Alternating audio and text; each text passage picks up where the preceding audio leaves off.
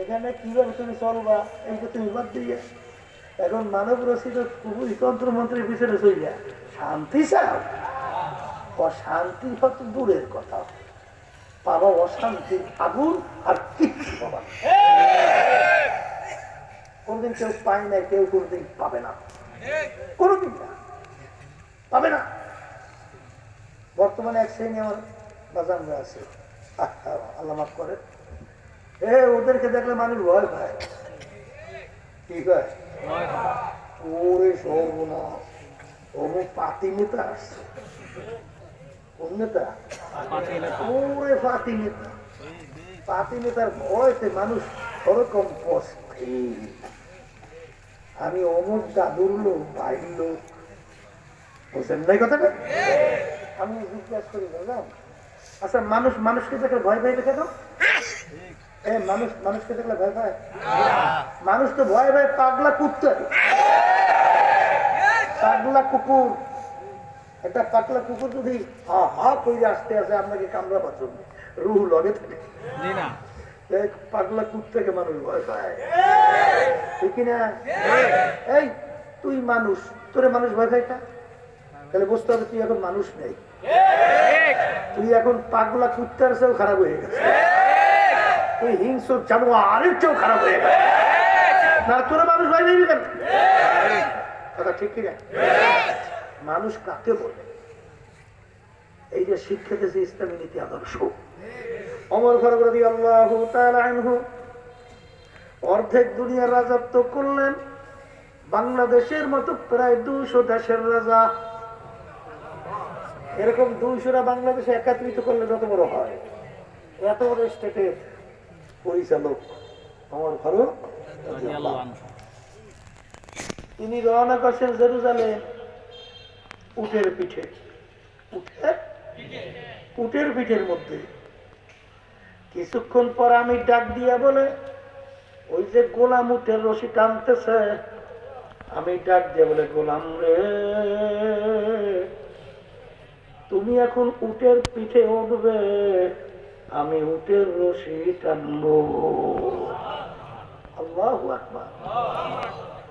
আমিরুল মুমিনিন আর একজন সাধারণ গোলাম, এখন গোলামকে বলে উটের পিঠে উঠতে, আর তিনি রশি টানবে।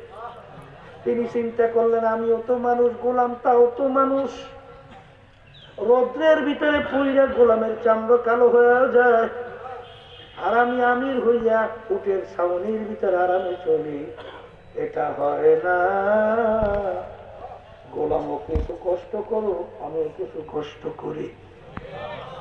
গোলাম বলে, হযরত কি বলেন, আমি উটের পিঠে উঠবো? আশ্চর্য কথা না?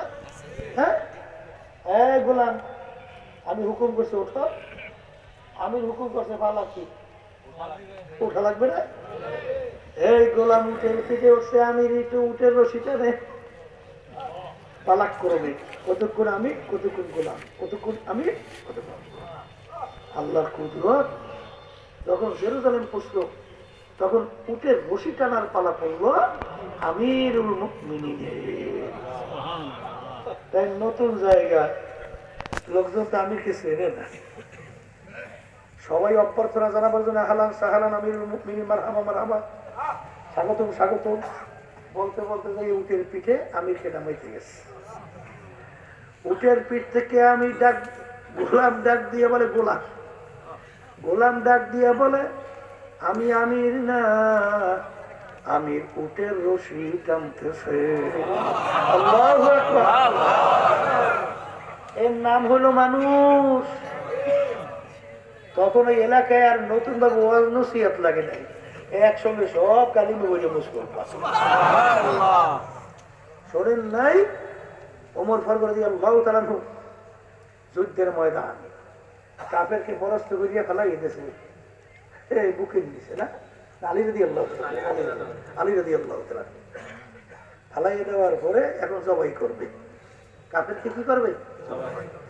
কাফের করছে কি, থুক মারছে আলী রাদিয়াল্লাহু তাআলা মুখের মধ্যে, তিনি ওকে ছাড়িয়ে দিয়া দাঁড়িয়ে গেছে।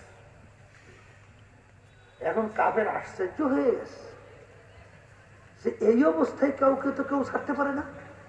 আর আমিও তো আমার কাছে তরব, আমি তো তাকে আঘাত করতে পারি, তাহলে ছাড়লো কেন? এই সুযোগ পাইয়া আমাকে সবাই করবে।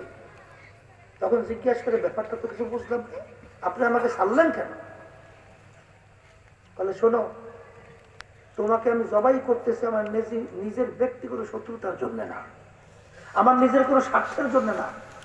তুমি আমার সৃষ্টিকর্তা আল্লাহর শত্রু। কার শত্রু?